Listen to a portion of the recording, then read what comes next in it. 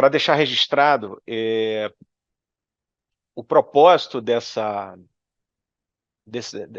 aula, né, desse conjunto de aulas, é a busca, é a fome, é a sede, porque eu acredito profundamente que o Senhor se revela nas Escrituras.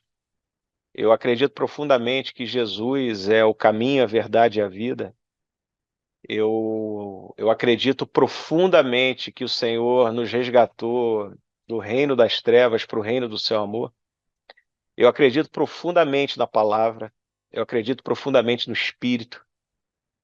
E o objetivo dessa aula é nos amadurecer, inclusive a mim, nos amadurecer nesse processo de ser sal e luz na terra. Porque para que a gente saiba quem nós somos e o que nós podemos fazer, nós precisamos buscar nas Escrituras. Nós precisamos estudar, buscar em Deus, porque eu creio, nós cremos aqui que o Senhor se revela na Bíblia. A Bíblia sem o Espírito Santo é um excelente livro, mas a Bíblia com o Espírito Santo, ela é a palavra revelada de Deus. E nós só podemos buscar a Deus utilizando aquilo que ele deixou como ferramenta para nós, que é a palavra dele revelada, onde ele se revela, foi o depósito da verdade deixado para nós, né? E eu entendo que existe uma necessidade dessa busca, uma necessidade de um aprofundamento daquilo que o Senhor deixou conosco. E o cristão ele precisa buscar na fonte certa, porque se ele não buscar na fonte certa, outras fontes podem se apresentar a ele e podem fazer muito sentido. Nós vemos aí pessoas incríveis, com uma fé corrompida, pela falta de conexão com as Escrituras. Porque o inimigo tem uma tática muito comum de se parecer muito com Deus. Lá em Apocalipse diz que a besta tem chifres de carneiro, e ela enganou muita gente. E vem enganando no final dos tempos. E para que nós consigamos discernir o bem do mal, nós precisamos buscar nas Escrituras, porque a palavra diz que a armadilha é inútil se o pássaro consegue enxergar. Então é esse o objetivo. Nós recebermos mais de Deus, consolidarmos mais de Deus, para que nós possamos nos perceber um com Ele, assim como um com Jesus, assim como Jesus é um com o Pai. Amém, pessoal? Então eu senti de começar pelo Evangelho de João, que eu creio que é um caminho maravilhoso, e enquanto eu estava fazendo a aula, o Senhor me deu um outro caminho, como se fosse uma introdução ao Evangelho de João, uma introdução ao Evangelho. E eu gostaria de começar orando. Amém? Patrícia, eu não sei se você está podendo, mas se você puder tirar o seu áudio e orar por essa aula, pode? Hello, galera do bem. Eriquita, tudo bem? Tá me ouvindo? Tô ouvindo. Ah, David, Arlete, AD, Miguel. João Paulo tá longe, tá lá em São Paulo. é? Tô aqui só. É. E aí? Muito bom O isso. fone da... Ah? Por isso que eu me escondi. Ó, tá de coelhinho. Tá de criança. Vamos orar então. Jesus, nós te agradecemos por esse tempo e nós estamos aqui reunidos em teu nome, Jesus, para conhecer mais do Senhor. Que o Senhor seja o centro dessa reunião, que o Senhor seja o primeiro lugar dessa reunião. Tudo que nós estamos aqui, Senhor, é que a nossa alma tem sede de te conhecer. Nós queremos saber mais sobre Jesus. Quem é o nosso amigo Jesus? Nós queremos te ver, nós queremos ser tocados pelo Senhor, Pai. E também queremos te tocar, Jesus. Então, que o seu Espírito Santo tenha liberdade para agir aqui no nosso meio, para falar aos nossos corações, para revelar a verdade do Senhor, porque a Bíblia diz que conhecereis a verdade e a verdade vos libertará. E que essa verdade, que é o Senhor, venha sobre o nosso coração, venha o entendimento e a sabedoria, Pai. Nós queremos te conhecer mais hoje, Jesus. Então se revela a nós. Nós queremos mais, é por isso que a gente está aqui, Senhor. Obrigada porque o Senhor nos reuniu e o Senhor trouxe para essa reunião quem o Senhor quer. E nós te agradecemos por isso. Então, nos abençoa, nos dê uma noite de paz, de graça, que a gente saia daqui dessa reunião renovado pelo Senhor. Em nome de Jesus. Amém. Amém. Amém. Obrigado, Senhor. Obrigada, Obrigado, Jesus. Jesus. Obrigado, Senhor, por quem o Senhor é. Obrigado, Jesus, por aquilo que o Senhor permite que nós sejamos em Ti. Como a Patrícia orou, eu entrego, Senhor Jesus, as chaves desse encontro em família, porque todos aqui somos irmãos em Cristo. Eu entrego a chave, Senhor. Eu entrego toda a expectativa, Senhor, no homem. Eu entrego toda a expectativa, Senhor, em mim. Eu reconheço, Senhor, diante de Ti as minhas limitações. Eu reconheço diante de Ti, Senhor, as minhas fragilidades, Senhor. Mas eu me apresento mesmo assim. Eu me apresento mesmo assim, com meus erros, com meus acertos. Querendo, Senhor, mais de Ti, receber de Ti, Senhor, fluir através de Ti. Então, que eu não atrapalhe, Senhor, o que o Senhor quer falar essa noite, Senhor. Meu único pedido, Senhor, é que eu não atrapalhe aquilo que o Senhor quer falar. Que nós, Senhor Jesus, consigamos, Senhor, seguir a orientação de Paulo nessa noite, deixando, Senhor, tudo que ficou para trás, e perseguir, Senhor, com esforço, tropeçando, mas indo, Senhor, na direção do alvo, Senhor. Então vamos lá. Vou compartilhar aqui.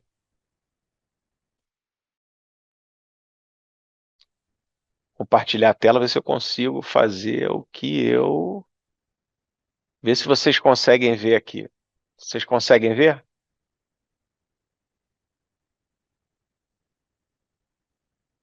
Dá um joinha aí se vocês estão conseguindo ver na tela. Eu tirei o áudio de todo mundo. Amém.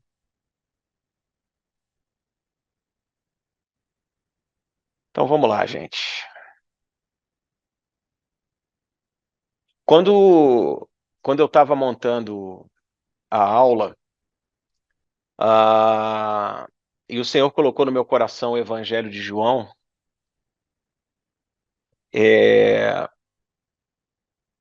porque assim, eu não sei quanto a vocês, mas eu gosto de fazer muitas perguntas, né?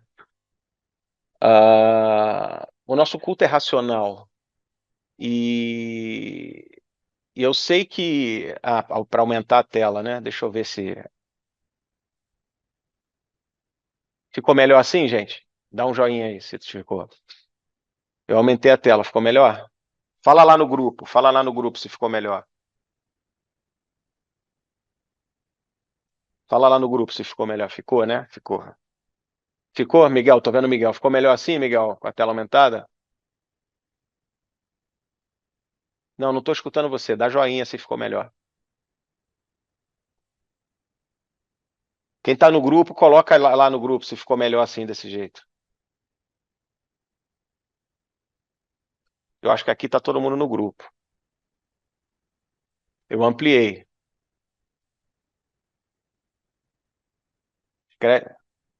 Ficou bom. Beleza. Se ficou bom, ficou bom.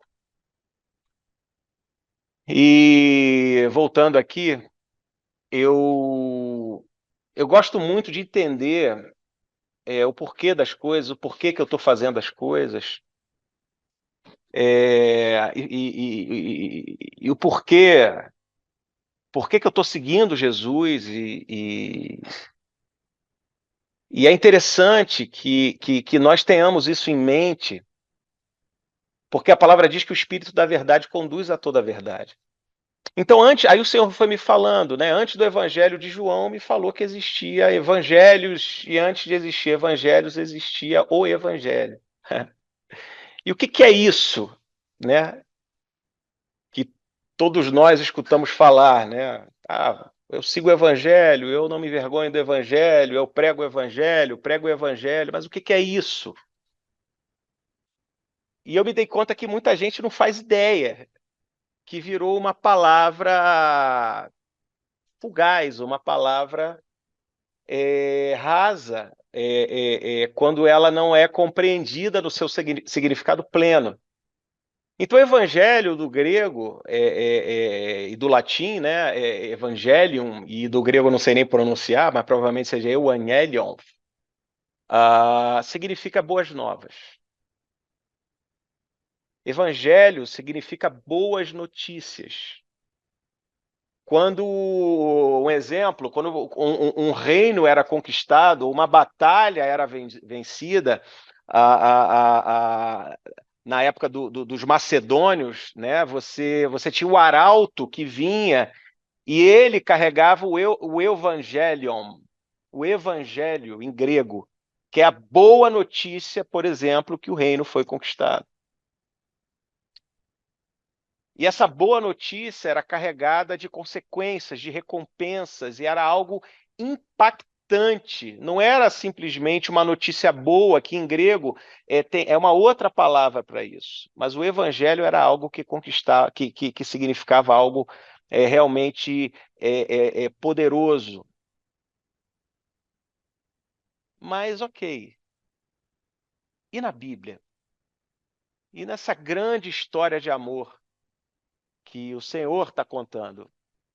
O que significa essas boas notícias? O que significam essas boas notícias?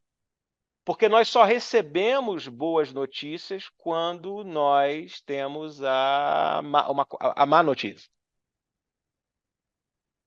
Quando você tem um cenário que poderia produzir algo ruim, mas produz algo bom, isso é uma boa notícia.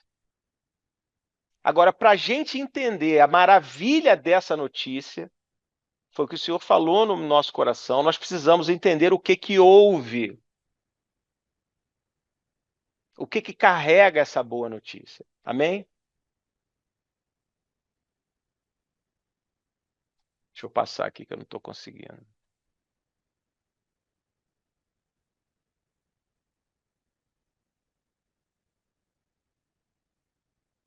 Então vamos lá. Calma aí que ficou aqui, comeu uma leitura minha. Mas não tem problema, que a gente vai na Bíblia, porque eu não estou...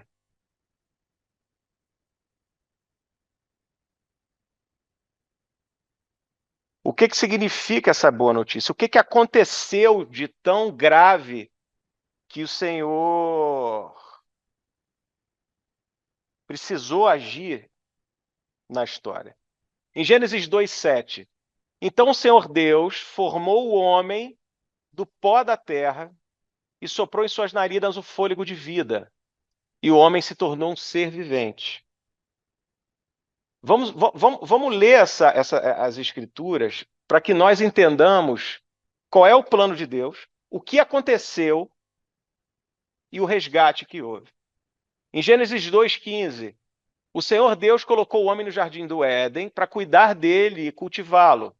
Gênesis 2,19. Depois que formou da terra todos os animais do campo e todas as aves do céu, o Senhor Deus os trouxe ao homem para ver como este lhe chamaria. E o nome que o homem desse a cada ser vivo, esse seria o seu nome. Gênesis 2,19. E Gênesis 2:20 a 21, assim o homem deu nomes a todos os rebanhos domésticos, às aves do céu e a todos os animais selvagens. Todavia não se encontrou para o homem alguém que o auxiliasse e lhe correspondesse. Então o Senhor Deus fez o homem cair em profundo sono. Enquanto esse dormia, tirou-lhe uma das costelas, fechando o lugar com carne. Gênesis 2:25. O homem e sua mulher viviam nus, eles não sentiam vergonha. Então a gente vê em Gênesis que existia um plano de um relacionamento pleno. O Senhor criou o homem para que o homem viva em plenitude com ele, num relacionamento completo com Deus. Onde o homem produzia, o homem agia, o homem era responsável pelas suas ações, mas ele vivia numa total dependência do Senhor. O homem agia e o Senhor provia. O homem agia, o Senhor provia. Isso é um relacionamento integral. Esse é o projeto do Senhor. Entenda, o Senhor não erra. O Senhor é bom, eternamente bom. A palavra diz que a vida era contida no próprio Deus. Jesus continha a vida nele e ele, por amor, ele disponibilizou a gente para que nós vivêssemos uma vida plena nele. O projeto do Senhor era um relacionamento de dependência, rendição e provisão, onde o homem, amadíssimo pelo Senhor, amava o seu Deus e vivia por ele, para ele e através dele. Tudo bem até aqui, pessoal? Isso é algo que precisa muito ser compreendido. Porque o mundo que nós experimentamos, ele acaba sendo o mundo que nós vivemos. Então, a nossa percepção de Deus, ela é muito atrelada ao que nós vivemos com o homem. Isso é um erro terrível. Porque cada um de nós aqui vivemos traumas, abandonos, nós vivemos faltas do homem. Homem, quando eu digo homem, homem e mulher. O homem, o ser humano. Porque o ser humano, o homem, a mulher, ela não pode dar, ela é incapaz de dar aquilo que o Senhor dá. Porque o nosso relacionamento pleno foi projetado para ser com o Senhor nosso Deus, Adonai, Yahvé, aquele que é, aquele que nunca começou. Então, se nós projetarmos o relacionamento de uma pessoa limitada e compararmos com o relacionamento do Deus Todo-Poderoso, que o tempo habita nele, e a gente não faz nem ideia do que isso significa, a realidade habita nele. Ele nunca começou. Porque o sentimento de imortalidade a gente começa a compreender, porque hoje tem muita ficção e não morrer. Agora, nunca começar é algo que explode a nossa mente. Então, esse ser que nunca começou,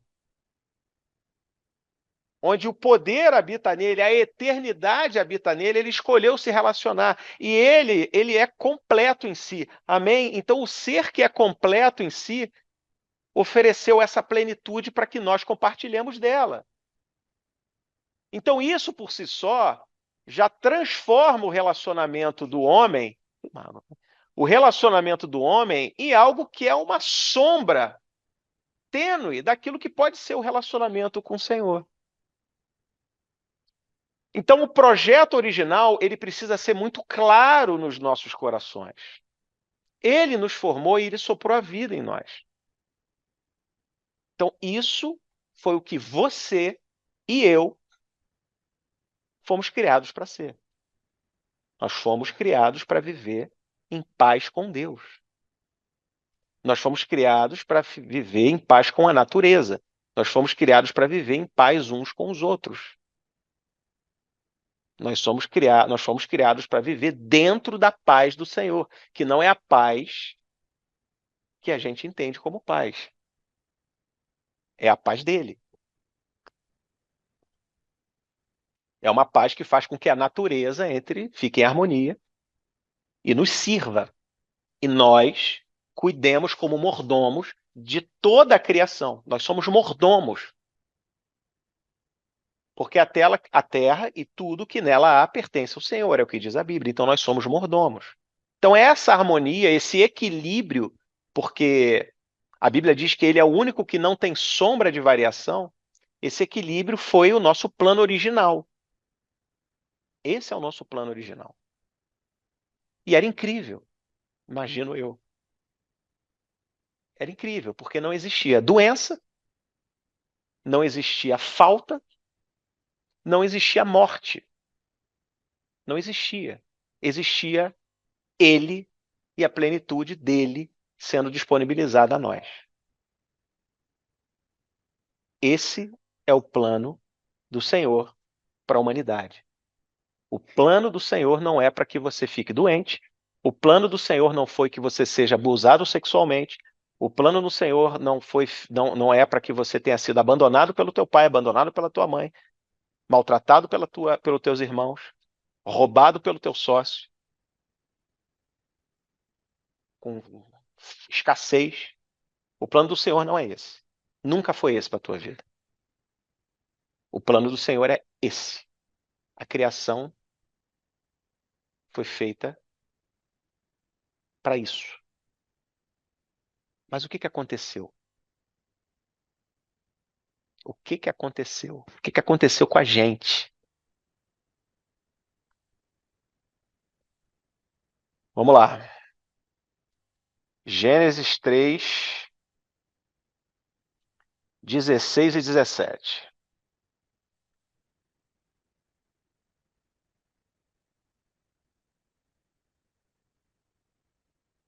Calma aí.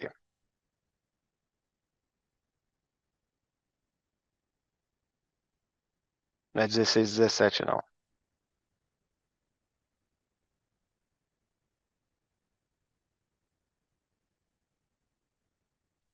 E o Senhor Deus ordenou ao homem. Depois eu dou o versículo correto.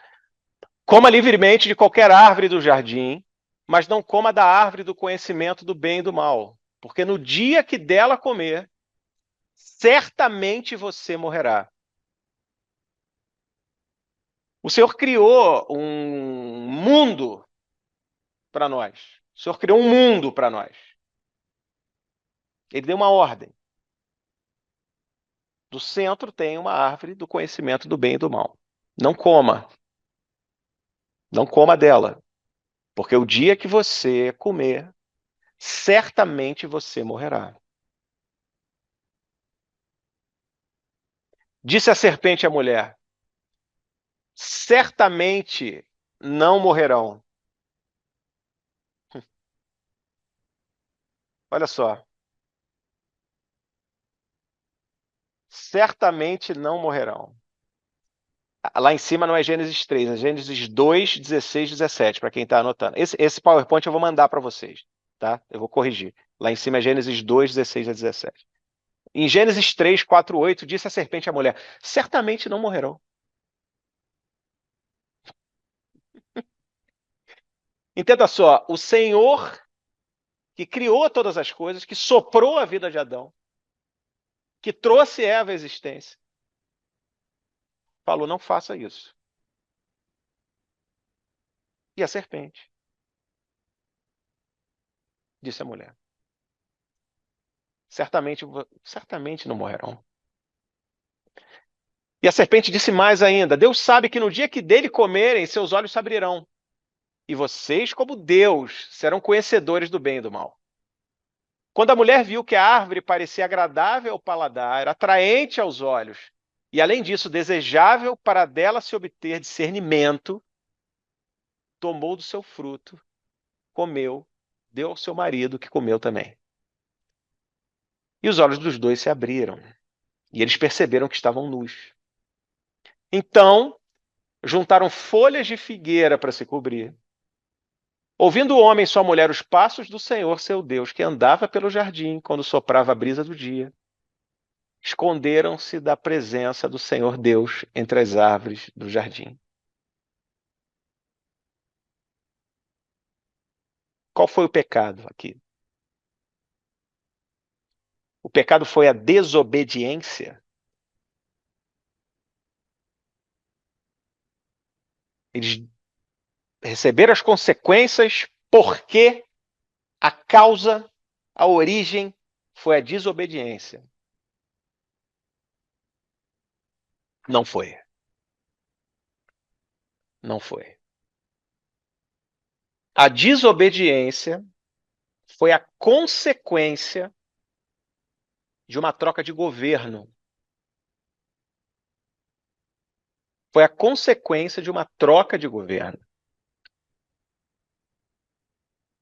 Foi a manifestação de uma troca de senhores. Eles escolheram obedecer outro. E a Bíblia diz que o Senhor não tenta ninguém. Essa árvore, ela não foi plantada lá para que nos tentasse. Como eu já ouvi falar.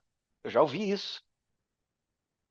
A Bíblia diz que nós somos tentados e arrastados pelos desejos do nosso coração. Nós somos tentados e arrastados pelos desejos do nosso coração. E esse desejo, quando é gerado, ele cria o pecado, ele dá luz ao pecado. E o pecado, se não posto na cruz imediatamente, ele vira morte. Foi o que aconteceu com Adão e Eva. Eles trocaram de senhores, de senhor, porque eles escolheram uma ordem que se adequava mais aos desejos do coração, porque não foi a comida, foi o conhecimento que foi a isca saborosa. E eles escolheram obedecer a Satanás. E a Bíblia diz em Romanos 6,16: não sabem que quando vocês se oferecem a alguém para lhe obedecer como escravos, tornam-se escravos daquele a quem obedece. Escravos do pecado, que leva à morte, ou da obediência, que leva à justiça. Se Adão e Eva escolhessem a obediência, eles seriam escravos da obediência. E essa obediência levaria a humanidade à justiça, ao ambiente do Senhor. Nós permaneceríamos nessa justiça, porque nós já habitávamos nela. Nós já habitávamos no reino do Senhor, que a Bíblia diz que é paz, justiça e alegria. E o reino dos céus não é um terço alegria, é um terço paz, como eu já escutei por aí. A matemática do reino é totalmente diferente. O reino dos céus é 100% paz, 100% alegria e 100% justiça. Essa é a matemática dos céus. Essa é a matemática da plenitude. Mas como Adão e Eva escolheu o pecado, eles se tornaram escravos de quê? Do pecado. E esse pecado conduziu à morte. Esse pecado não conduziu à morte física apenas, porque a morte entrou na humanidade aí, mas condenou toda a descendência deles a um sistema de morte física, espiritual e emocional. Porque o que a gente está vivendo hoje foi uma consequência disso. Porque se a gente fechar os olhos e lembrar dos nossos pais, por exemplo, é muito fácil, porque é imediato. Nós vivemos as consequências daquilo que nós vivemos com nossos pais. Consequências boas ou ruins. Se você teve um problema de abandono, você vai desenvolver provavelmente uma raiz de abandono. E se nós fizermos uma rastreabilidade geracional, a gente vai cair aqui. Porque foi aqui que o pecado entrou na humanidade. Porque a Bíblia diz, Jesus fala, quem não junta comigo, espalha. Ou você está com o Senhor, ou você não está com o Senhor. Eles escolheram outra coisa. E o pecado tem consequências. Quais foram as consequências da queda de Adão? Romanos 5, 12 e 14. Portanto, da mesma forma como o pecado entrou no mundo por um homem, e pelo pecado a morte, assim também a morte veio a todos os homens, porque todos pecaram. Pois antes de ser dada a lei, o pecado já estava no mundo. Mas o pecado não é levado em conta quando não existe lei, semelhante à transgressão de Adão, o qual era um tipo daquele que haveria de vir. Então, quais foram as consequências do pecado de Adão? Ele entregou a geração dele nas mãos do inimigo. Ele entregou a geração dele. Quem é a geração de Adão? Somos todos nós. Ele entregou geracionalmente o mundo nas mãos do inimigo. E existia um sistema de reino e o homem escolheu um outro sistema, que é o sistema que nós estamos vivendo. Onde o pecado escalona, porque se fala há 20 anos atrás, para nós, as coisas que estão acontecendo hoje, a gente ia falar impossível, tá louco. Isso não. Como é que não, isso? Não, isso não pode, não faz sentido isso. É teoria da conspiração. Isso não vai acontecer. Porque hoje estão acontecendo coisas tão absurdas e a verdade é tão relativizada que a gente se escandaliza. Mas nós estamos vivendo eternamente isso aqui, ó. O Senhor disse, você não faz isso, porque você vai morrer. E a serpente fala, faz, você não vai morrer. Até hoje, nós recebemos essa herança de troca de senhorio e dificuldade de ouvir a voz do Senhor. E hoje ainda a humanidade faz ao contrário. Deus fala, faz isso e você vai ter vida. E a gente faz aquilo e tem morte. E é um espírito de engano. Porque nós trocamos de senhorio. Porque a humanidade virou escravo do pecado.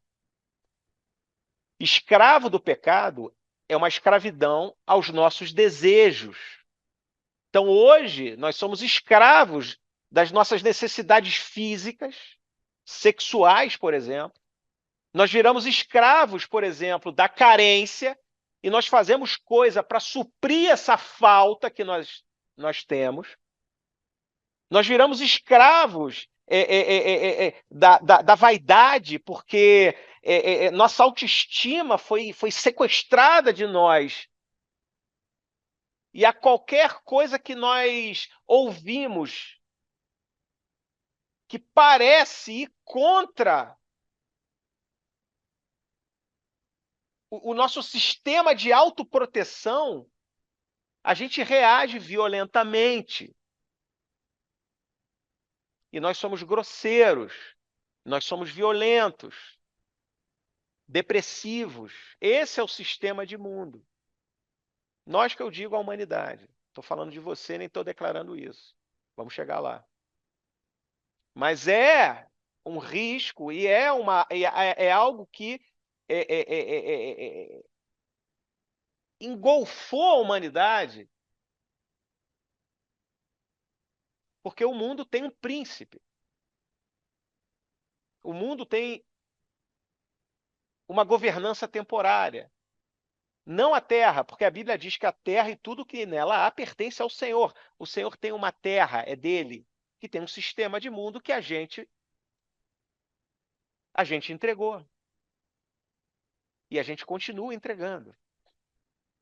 Eventualmente, a gente olha, a humanidade olha para o que é bom e deliberadamente faz o contrário.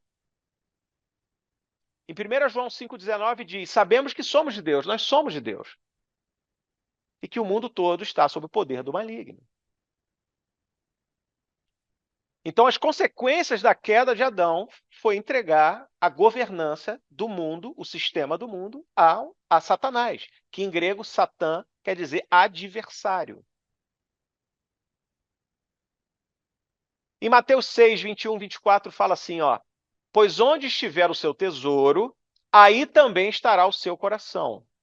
Os olhos são a candeia do corpo. Se os seus olhos forem bons, todo o seu corpo será cheio de luz. Mas, se os seus olhos forem maus, todo o seu corpo será cheio de trevas. Portanto, se a luz que está dentro de você são trevas, que tremendas trevas elas são. Ninguém pode servir a dois senhores, pois odiará um e amará o outro. Ou então, vai se dedicar a um e vai desprezar o outro. Vocês não podem servir a Deus e ao dinheiro, que essa palavra dinheiro, no grego original, é mamon. Mamona, mamon. Mamon, ele não é dinheiro, ele é poder, ele é desejo, ele é anseio, ele é uma potestade de cobiça. Ele é uma potestade de cobiça. Por um acaso, a cobiça do mundo hoje é dinheiro. Riqueza, poder, reconhecimento. E muitas vezes, quando nós deixamos de elogiar o outro ou reconhecer, deixamos de ter uma cultura de honra sobre o outro, pode ser que nós estejamos sob influência de Mamon. Porque se o outro se sobressair, eu não vou me sobressair. Então é mais fácil e rápido eu denegrir o outro no meu coração para que eu me enalteça. É muito mais fácil, geracionalmente, eu criticar os meus pais, porque se eles forem os responsáveis pelos meus infortúnios, eu vou ser o bonzão. Isso é mamon, isso é um demônio. Que faz com que nós, por exemplo, não assumamos as responsabilidades que nós temos. Então, os olhos de Adão foram abertos para o que eles não tinham condições de suportar. Porque o Senhor fala: se vocês comerem o fruto da árvore do bem e do mal, vocês terão os olhos abertos. E foi o que aconteceu. Satanás não mentiu, ele usou uma meia-verdade, é mais sedutor. É mais sedutor a isca parecer verdade. E assim a gente vai caindo. Ele não gosta de mim, ela não gosta de mim, eu sou sempre perseguido. Tudo acontece comigo, eu sou alvo. As pessoas me abandonam. As pessoas me traem. Eu vou viver nessa escassez. Ou meu corpo é doente. Eu sou doente. Não tem jeito mais para mim.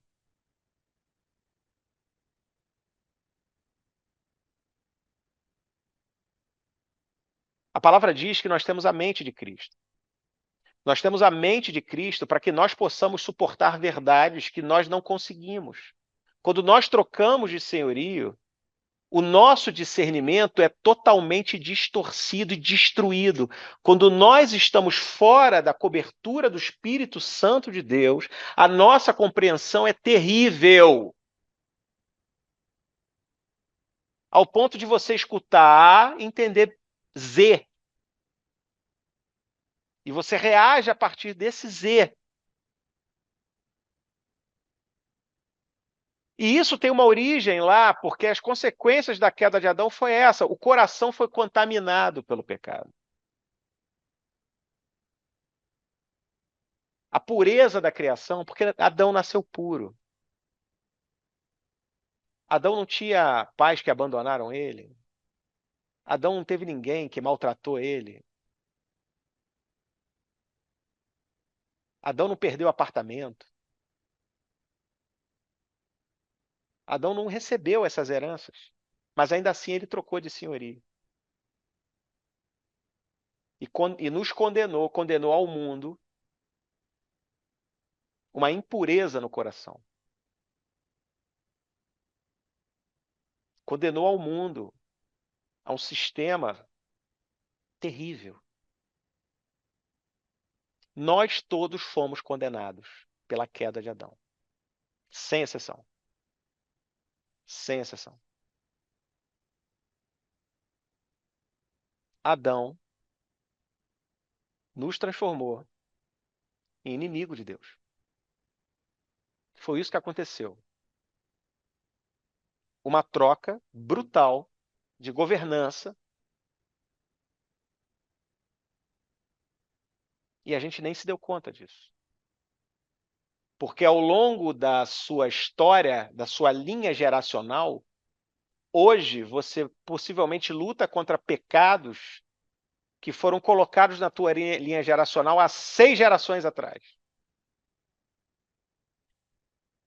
Porque o DNA é mudado com o ambiente.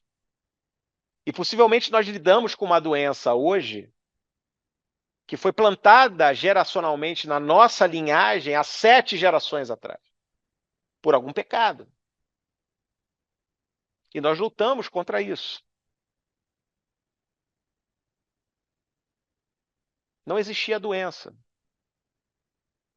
Mas a Bíblia diz, a Bíblia não, a ciência, que é a criação de Deus, diz que o DNA muda com o ambiente.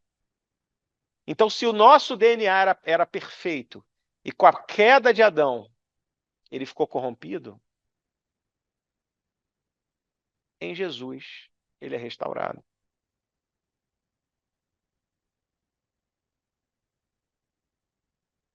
A natureza criada aguarda com grande expectativa que os filhos de Deus sejam revelados. Romanos 8, 19 e 24 eu vou ler de novo. A natureza criada aguarda com grande expectativa que os filhos de Deus sejam revelados, pois ela foi submetida à inutilidade. Inutilidade no grego é mataiotete. Significa que a natureza foi submetida à vaidade. A natureza foi submetida ao vazio. A natureza foi submetida à irrealidade. A natureza foi submetida à falta de propósito que se manifesta em falsos propósitos. Se é um falso propósito, não é um propósito. A natureza foi submetida à ineficácia. A natureza foi submetida à instabilidade. A natureza foi submetida à fragilidade. E mataiotete, por incrível que pareça, também significa religião falsa. A natureza foi submetida ao engano. Não pela sua própria escolha, continuando a leitura, mas por causa da vontade daquele que a sujeitou. Na esperança de que a própria natureza criada será libertada da escravidão da decadência em que se encontra, recebendo a gloriosa liberdade dos filhos de Deus. Sabemos que toda a natureza criada geme até agora como em dores de parto. E não é só isso. Mas nós mesmos, que temos os primeiros frutos do Espírito, gememos interiormente, esperando ansiosamente nossa adoção como filhos, a redenção do nosso corpo. Pois nessa esperança fomos salvos. Mas a esperança que se vê não é esperança. Quem é que espera por aquilo que está vendo? Houve um sequestro do mundo. Houve um sequestro do mundo. E a natureza, ela foi submetida a tudo isso. Se você olhar para as notícias, se você olhar para o lado de fora, se você olhar para as pessoas, elas estão vazias. Elas estão vaidosas. Elas estão vivendo confusões, falsas realidades, falsas teorias. Uma absoluta falta de propósito. As pessoas não sabem para onde estão indo. As pessoas, elas estão ineficáveis, instáveis. Eu nunca vi uma sociedade tão instável como eu estou vendo agora, onde a pessoa não pode discordar porque ela é absolutamente odiada, só porque ela não é você. É uma falta de amor, que é bíblico, que a Bíblia diz que o amor de muitos esfriaria. Então você nunca viu pessoas tão frágeis, são pessoas absolutamente sensíveis. Você precisa de manuais de instruções para uma conversa simples. Uma conversa simples se transforma numa guerra de foice. Porque as pessoas estão frágeis, instáveis. E para se proteger, viraram máquinas de guerra. As pessoas viraram máquinas de guerra. A empatia está quase a zero. Esse é o sistema de mundo. É esse o cenário proposto. E a natureza, ela guarda ansiosa. A natureza aguarda desesperada pela manifestação dos filhos de Deus.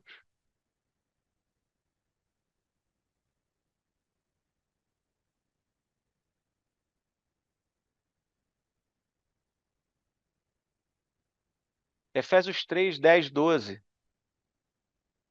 A intenção dessa graça era que agora, mediante a igreja, a multiforme sabedoria de Deus se tornasse conhecida dos poderes e autoridades nas regiões celestes, de acordo com o eterno plano que ele realizou em Jesus Cristo, nosso Senhor, por intermédio de quem temos livre acesso a Deus, em confiança pela fé nele. Nós abandonamos a Deus em Adão, só que o Senhor não nos abandonou, amém? Ele nunca nos abandonou.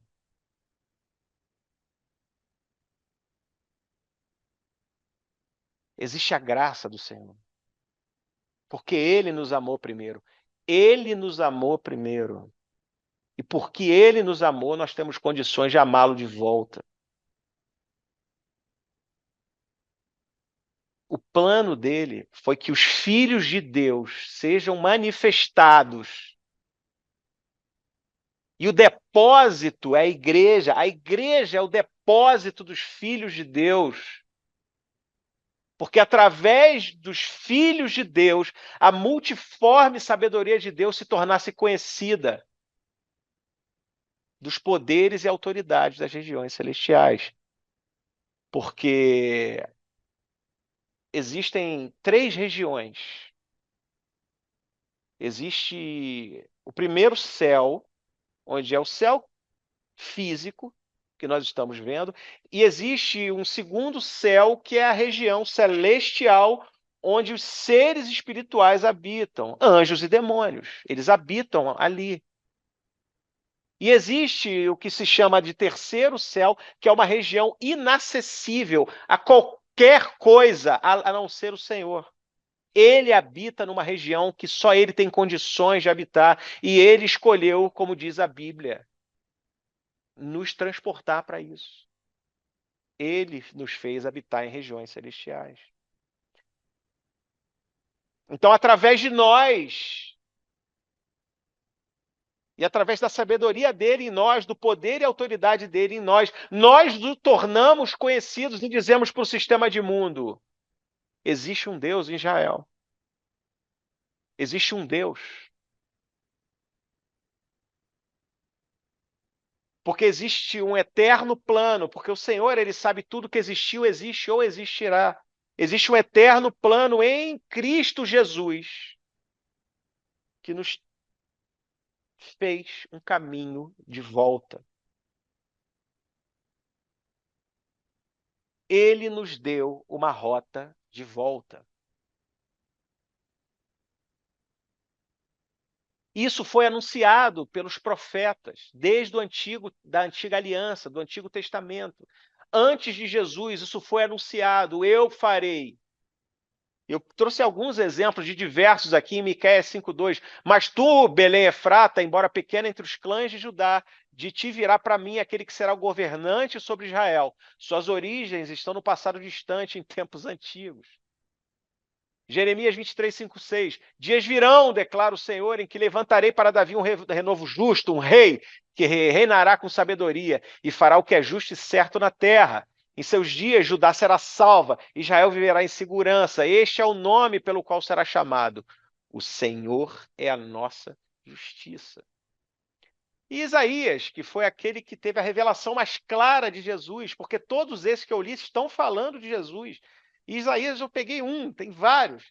Certamente ele tomou sobre si as nossas enfermidades e sobre si levou as nossas doenças. Contudo, nós o consideramos castigado por Deus atingido, por Deus afligido.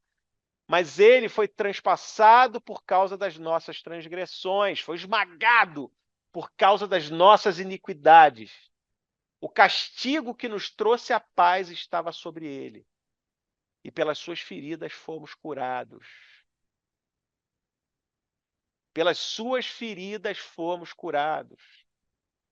O Senhor amou o mundo de tal maneira que entregou seu Filho para que levasse sobre si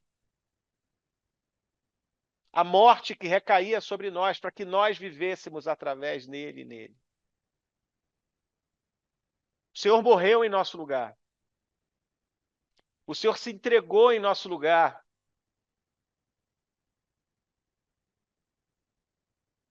Isso foi anunciado. Como se o Senhor dissesse: calma, eu ainda governo. Jesus é a nossa rota de fuga. Jesus é o caminho. Quando diz que ele é o caminho, a verdade e a vida, ele é a rota que nós temos que escolher seguir. Ele é a verdade que nós temos que escolher ouvir. E ele é a vida que nós temos que escolher receber a vida e agir a partir dessa vida. O sacrifício de Jesus na cruz nos redimiu. Ele levou sobre si tudo que nos afligia. Ele levou sobre si o pecado geracional desde Adão. E é muita coisa. E o sangue dele nos preenche e nos sela no acordo eterno como filhos. E é esse espírito de ousadia que a Bíblia diz que nós podemos chegar diante dele e dizer: papai, Abba. Porque ele é tudo que o homem não conseguiu ser. Jesus é o sorriso que você não teve. Jesus é o abraço que você não teve. Jesus é a presença que você não teve do homem. Jesus foi o resgate que você teve. Jesus foi a razão que você não tenha colapsado, mesmo que você, na época, não sabia disso. Ele foi essa razão. A ele toda a honra, a ele toda a glória. Ele foi o teu milagre, mas milagre não salva, milagre revela. Saber quem fez o milagre salva. Saber quem fez o milagre nos dá o sozo. Porque foram 10 leprosos curados. Quem se lembra dessa passagem? 10 leprosos curados. Só um voltou. Todos eles receberam o milagre, mas só um recebeu o sozo, só um recebeu a plenitude, só um foi salvo. Porque ele disse: Senhor, eu sei que você me salvou. Eu sei que o Senhor é o Messias. Reconhecer Jesus é a rota de fuga. Receber Jesus, a Bíblia diz que a rota para a justiça é no coração. E na boca nós confessamos publicamente, numa declaração para toda a terra, para todo o céu e debaixo da terra escutar que Jesus é o Salvador da minha vida. Essa é a boa nova. A boa nova é que nós fomos retirados do mundo das trevas para o reino do seu amor. É uma boa nova, muito mais poderosa do que você chegar numa família com dívida, com uma maleta de dólar. Eu tenho a solução para você, está aqui na minha mão. O que a pessoa tem que fazer? Primeiro, acreditar que é uma maleta de dólar. E pegar e tomar posse. Jesus pagou o preço. A graça não foi de graça. Jesus pagou o preço. E o que ele te deu pode ser resistido. Eu não quero. Ele permite que isso aconteça. Porque Jesus não está no controle. Jesus está no governo. Jesus não controla. Quem tenta te controlar é o inimigo. Jesus governa sobre você. E ele permite que nós sejamos coparticipantes do reino. Ele diz: tenho vida para você, vida abundante. Quem beber dessa água nunca mais terá sede. Ele não taca água na tua cara. A gente tem que beber dela. E essa é a boa notícia. Mateus 1,15. O tempo é chegado, dizia ele. O reino de Deus está próximo. Arrependam-se e creiam nas boas novas. Se nós não nos arrependermos, nós vamos ficar escravizados pelo nosso ego ainda. Porque o arrependimento é a morte do eu. Quando eu falo, eu estava errado, desculpa, eu me arrependo. Senhor, eu me arrependo. Fulano, ciclano, beltrano, eu me arrependo, me perdoa. É a morte do eu. Não tem como seguir o reino sem o arrependimento, é a chave. Porque só entra no reino, só conhece a Deus quem tem coração puro e mãos limpas.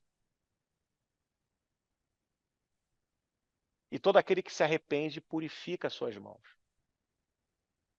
Romanos 1,17, porque no Evangelho é revelada a justiça de Deus, uma justiça que do princípio ao fim é pela fé. Como está escrito, o justo viverá pela fé. Essas boas novas, elas revelam a justiça de Deus. Colossenses 1, 12 e 14, dando graças ao Pai que nos tornou dignos de participar da herança dos santos no reino da luz, pois ele nos resgatou do domínio das trevas e nos transportou para o reino do Filho do seu Filho amado, com quem temos a redenção, a saber, o perdão dos nossos pecados. Você pode deixar qualquer coisa nas mãos dele. Qualquer coisa que você tenha feito não é grande demais, nem pequeno demais. Pelo arrependimento, ele te dá o perdão. Ele te liberta. Jesus é a boa notícia.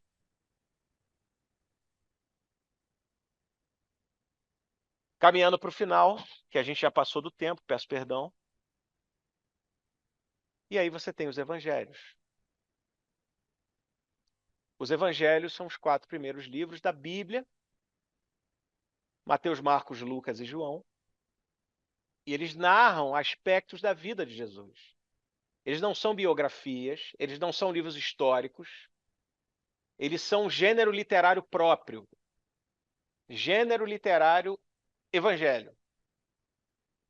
Eles não se preocupam com detalhes, eles não se preocupam com sequências cronológicas, eles não se preocupam com posicionamentos históricos, muitas vezes, tirando Lucas.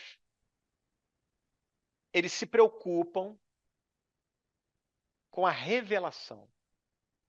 Os evangelhos, na verdade, é o evangelho com 4 versões diferentes. São 4 versões diferentes que têm uma intenção teológica, têm uma intenção de revelação de Jesus, o anúncio de quem Deus é. E esses 4 evangelhos, eles se complementam. Porque, veja, eu até escrevi aqui que ponto de vista é vista de um ponto.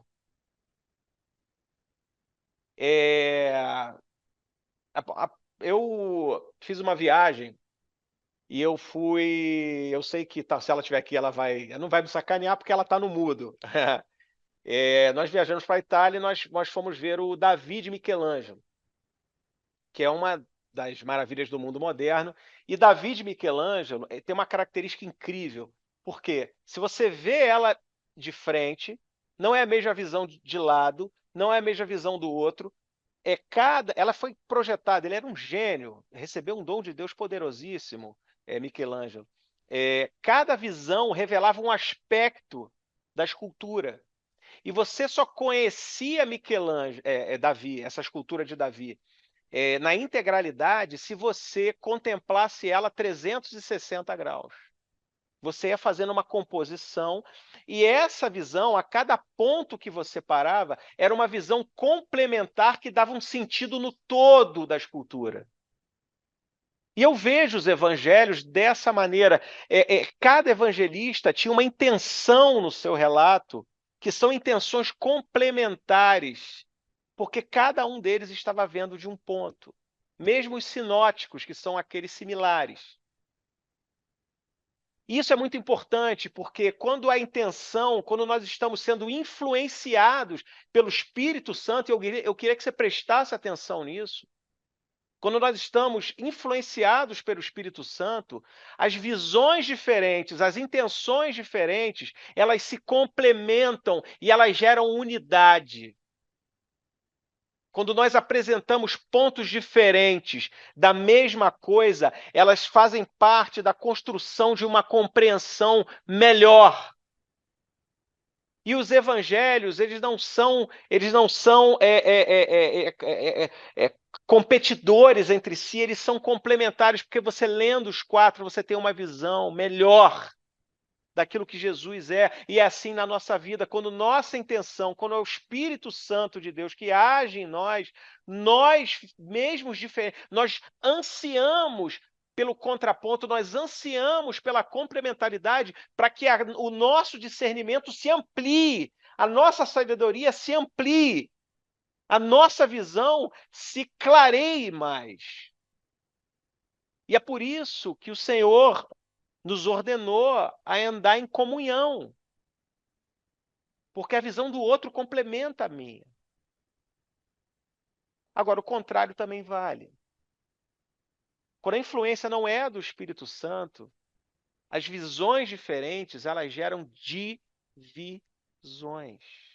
E a gente vê isso todo dia. Opiniões diferentes que são conflitantes direta. Pessoas que não ouvem com ouvidos, como diz a Bíblia.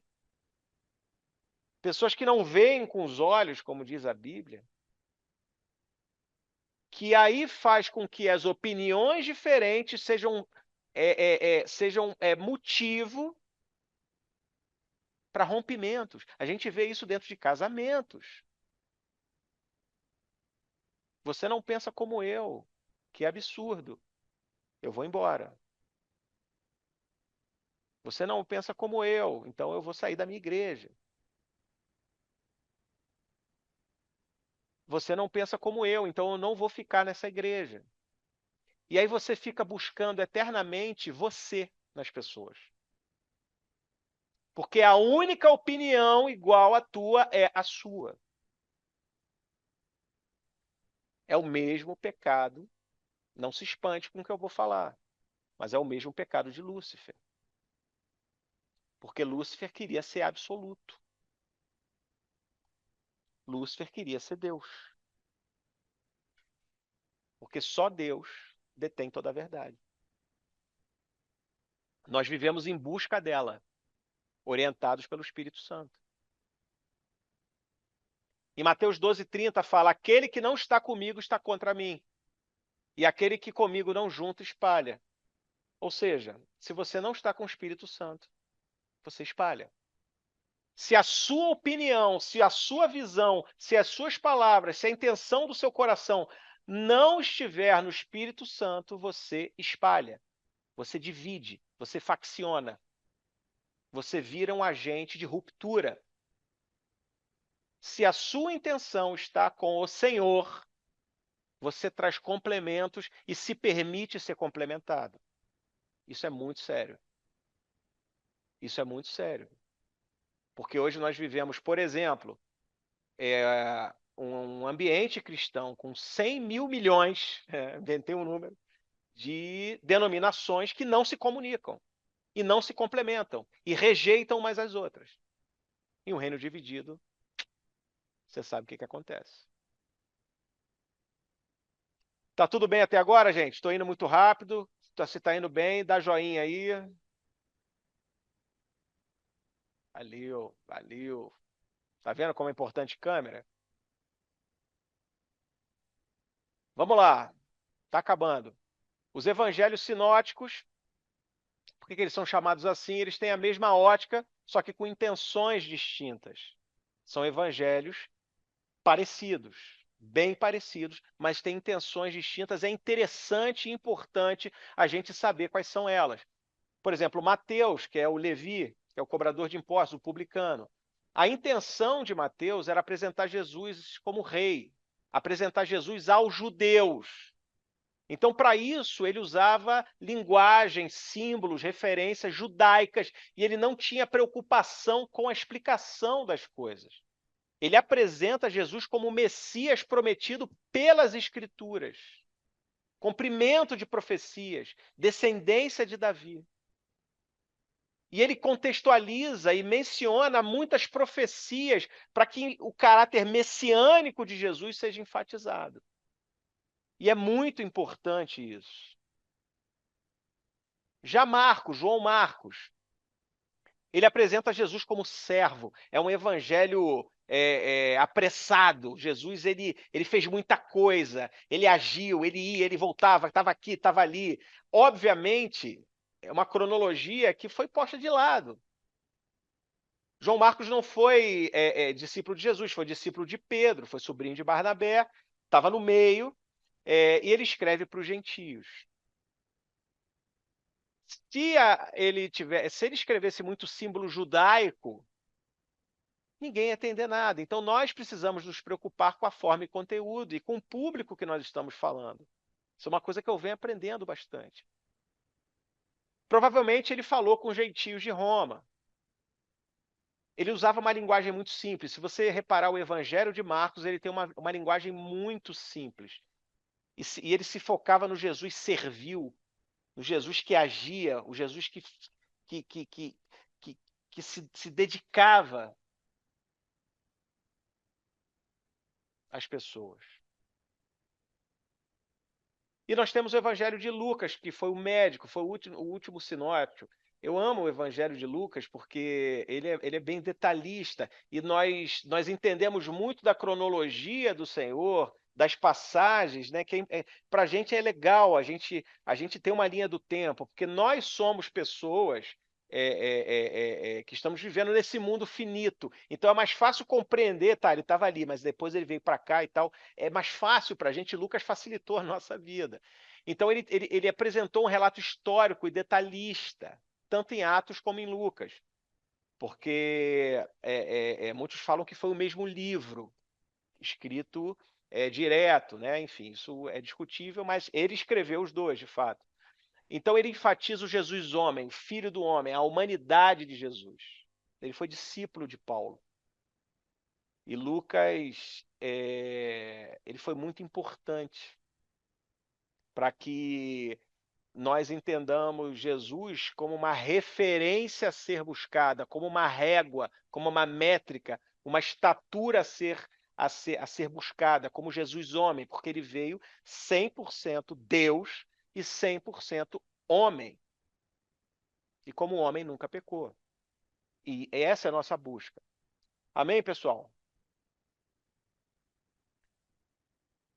E nós temos o Evangelho de João, que a gente vai começar na próxima segunda, que é um evangelho fora da curva, um evangelho especial, um evangelho que revela uma outra visão sobre Jesus, que se junta a essas visões e fazem com que a nossa compreensão do nosso amado seja melhor.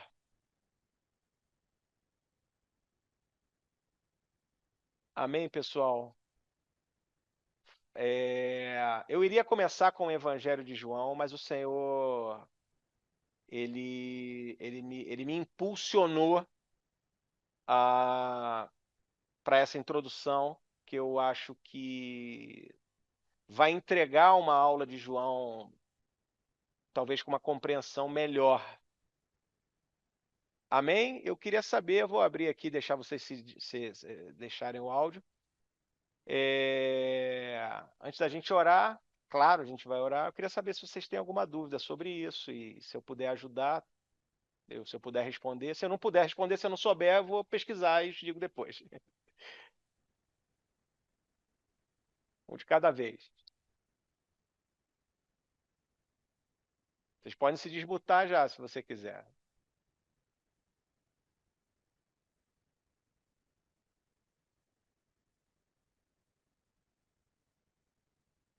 Não, não tem pergunta? Então fui bom, fui bem.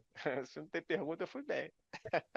Olha, eu só fiquei perdida, acho que porque eu entrei depois um pouquinho, foi naquela palavra mataiotete, sei lá, não sei acho que falar isso. Vou voltar. Essa palavra grega, eu fiquei perdida, onde que saiu essa palavra? Que você entrou. Deixa eu ver aqui onde é que tá. Aqui, ó. Tá vendo aqui? Depois de Romanos 8, 19, 24. Porque é o seguinte, ó, lá em Romanos 8, 19, 24, diz que a natureza criada aguarda com grande expectativa que os filhos de Deus seja revelado, pois ela foi submetida à inutilidade. Sim. Esse PowerPoint eu vou deixar lá no grupo. Então, essa palavra inutilidade, olha aqui, ó, tá vendo o compartilhamento? Eu botei um asterisco aqui. Ó. Essa palavra inutilidade é mataiotete, que é a palavra grega original. Então, ela foi agora. submetida a tudo isso aqui. Ó. A natureza foi submetida a tudo isso aqui.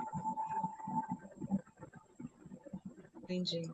Mas esse PowerPoint eu vou dar para vocês. Ele vai aumentando, tá? À medida que eu for produzindo o texto. João, Oi? você vai disponibilizar esse conteúdo lá no grupo?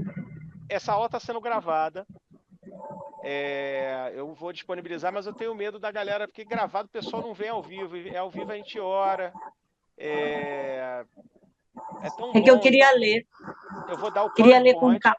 eu vou deixar a aula, eu vou deixar o PowerPoint, é tudo. E pode repassar o PowerPoint, pode fazer uma aula em cima do PowerPoint, pode usar o meu vídeo. O importante é que a palavra de Deus seja pregada por mim, por outra pessoa, não tem problema nenhum. Não, é só para ler mesmo com calma. E aí, depois, se você tiver uma dúvida... eu adorei. Amém. Quem tiver pergunta, se tiver vergonha de falar aqui, que tem gente que tem vergonha, pode escrever, tá? Ah, Eu queria, Motorola, eu queria, pode falar. eu queria depois comentar sobre algo que você falou agora, que realmente tem muito a ver do que a gente está vivendo, né? E eu queria dar um testemunho não muito legal, mas é um testemunho vivo do que você acabou de dizer, que a gente está tendo como se fosse uma guerra, né? As pessoas estão mesmo assim complicadas, né? Eu hoje tive um ataque aqui da minha vizinha, ela chegou na minha porta, bateu muito forte, e se eu não tô dentro da minha casa, eu acho que ela tinha me agredido. Do nada. Não aconteceu nada, nada, sabe? E eu percebi que foi espiritual. Claro que E eu é. depois vou orar por ela antes de Ora por dormir. ela. A Bíblia diz, isso é interessante, eu tenho certeza, se abrir o áudio aqui, todo mundo passou por um troço desse. Talvez não assim, mas um ataque de algum lugar. Mas veja, aonde o céu se conecta com a terra? É uma pergunta que eu faço para vocês. Aonde o céu se conecta com a terra? através da oração. Através da gente. Isso. Nós somos o ponto de encontro do céu com a terra. A palavra diz que nós habitamos nas regiões celestiais. Nós estamos no terceiro céu com ele. O Sim. céu toca a terra pelos filhos, porque a natureza aguarda a manifestação dos filhos, Sim. porque assim Deus quis. O Senhor se manifesta na terra através do Filho. Exato. E nós nos manifestamos na terra através do Filho. Se nós somos o ponto de encontro do céu com a terra, presta bem atenção. Nós somos o choque entre dois mundos. O reino dos céus e o reino da terra, o sistema de mundo, o reino dos céus e o sistema de mundo colidem em nós. Se você Forte. acha que esse lugar não é um lugar de conflito, reveja o seu evangelho. Com certeza Reveja. é. Se você não está sofrendo resistência das trevas, reveja o seu evangelho. Mas a boa notícia é que a Bíblia diz que as portas do inferno não prevalecem contra o avanço da igreja. Aleluia. Não é a igreja que resiste ao avanço do inferno. Tem muita gente que acha isso. A igreja resiste. A igreja resistirá. A igreja avança. Nós avançamos, nós colidimos, porque aquilo que vem do terceiro céu, como uma força, como um rio impetuoso, passa em você, através de você, e colide no sistema de mundo, porque a palavra diz que, sendo o Jesus o resplendor da glória de Deus, nós, habitando ele em nós nos tornamos o resplendor da glória de Deus. Nós somos radioativos, porque resplendor no grego é apalgasmas, é a mesma palavra para radiação. Nós somos radioativos. Então, se aquilo que emana em nós não cega, machuca o sistema de mundo, e o mundo, a única coisa que ele pode fazer é reagir mentirosamente, tentando intimidar, porque eu tenho certeza que nós sofremos tentativas de intimidação todo dia. O tempo todo. Intimidação para que nós paralisemos, porque o inimigo sabe que é a única maneira de nos frear. É nos... Só que parece que está maior agora, né, João? Claro, Sim. claro. Na virada do ano, eu acho que o negócio está bem mais intenso. Cara, virada de ano é uma data, veja só, virada de ano é um ano como outro qualquer, tá? Não existe energias que mudam. Isso é Sim, misticismo. sim, Mas o que sim. existe é um processo de conscientização, que é o período onde as pessoas escolhem passar por uma metanoia. Porque a palavra diz: renove a sua mente. Renove a sua mente na palavra para que você saiba quão boa e perfeita e agradável é a vontade de Deus. Então, para que nós saibamos quão boa, perfeita e agradável a vontade de Deus, nós precisamos passar por uma metanoia. E virada de ano é um lugar onde as pessoas estão mais propícias a ter essa metanoia. E é ali que o inimigo atua. A Bíblia diz: a armadilha é inútil se o pássaro consegue enxergar. Então, se nós conseguirmos discernir o que está acontecendo, a gente olha para o diabo e fala: você foi denunciado agora, Satanás.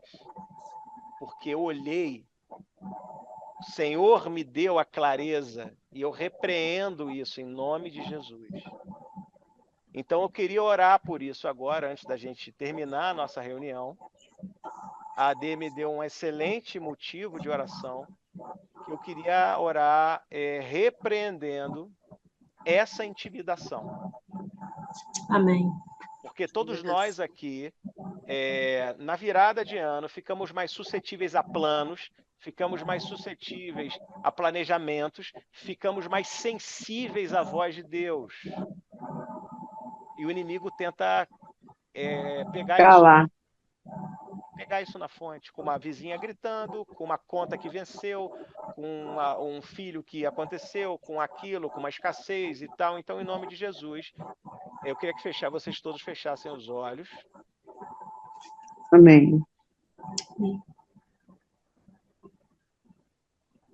Senhor, muito obrigado.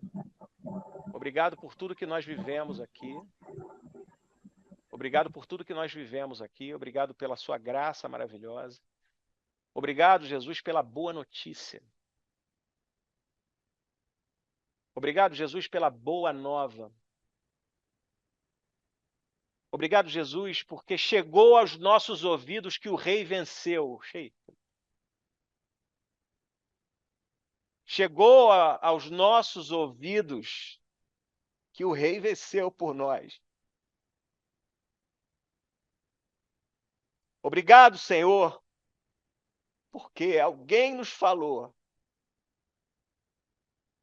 que o nosso Rei venceu por nós. E por isso nós temos vida, e vida abundante. Obrigado, Senhor, porque algum dia alguém que também sofreu intimidação não se deixou abater.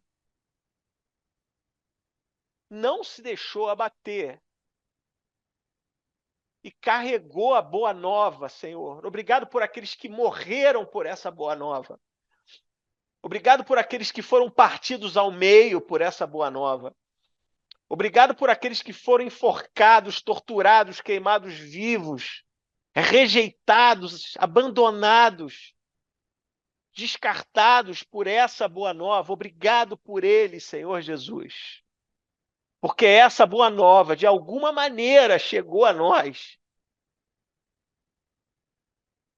De alguma maneira, alguém chegou para a gente e falou: tenha bom ânimo, porque Jesus venceu o mundo para você. Tenha bom ânimo, porque Jesus venceu o mundo para você e ele te deu uma rota de saída segura de tudo isso que está acontecendo. Obrigado, Jesus, porque essa rota conduz a um descanso das nossas forças, um descanso das nossas obras, um descanso. Obrigado, Senhor, pelo esconderijo do Altíssimo. Obrigado por essa sombra, Senhor, do Todo-Poderoso que nos alcança, Senhor. Obrigado porque esse lugar, Senhor, nós somos cuidados, a seta não nos alcança. Obrigado, Jesus, porque o Senhor nos permitiu ser coparticipantes do seu reino. Então, em nome de Jesus, que aquilo que nós ouvimos aqui, todos nós, consolide nosso coração, porque não tem nada a ver conosco, não é para nossa alegria e felicidade, não é para o nosso bem-estar. Porque assim como nós recebemos as boas novas, nós somos propagadores dela. E o Espírito Santo de Deus nos deu ferramentas, porque ele disse: anunciai as boas novas, curai os enfermos, limpai os leprosos, ressuscitem os mortos. Eu te dou poder para isso, de graça. E vocês deem de graça, porque é sobre o outro. Porque amando Jesus, nós amamos o que ele ama, e a coisa que ele mais ama no mundo são os filhos dele. Então nós amamos os filhos dele. Então que o Espírito Santo de Deus faça com que a gente pare de olhar para o nosso próprio umbigo e a gente olhe à frente. E que nós nos permitamos seguir esse fluxo. Porque a palavra diz que tudo colabora para o bem daqueles que amam a Deus e caminham de acordo com o seu propósito. Ou seja, todas as coisas colaboram para o propósito de Deus. Então nós só nos encaixamos por amor entre Deus e o propósito. E nós somos colididos com as bênçãos. Então que nós consigamos nos posicionar nesse lugar para que as bênçãos colidam em nós. Porque se nós não estivermos nesse lugar, mesmo amando a Deus, nós não vamos ser atingidos e os sinais não vão nos seguir. Eu agradeço por cada coração aqui. O Senhor conhece cada luta. Eu declaro, Senhor, a graça superabundante para cada uma das pessoas aqui amadas. Amém?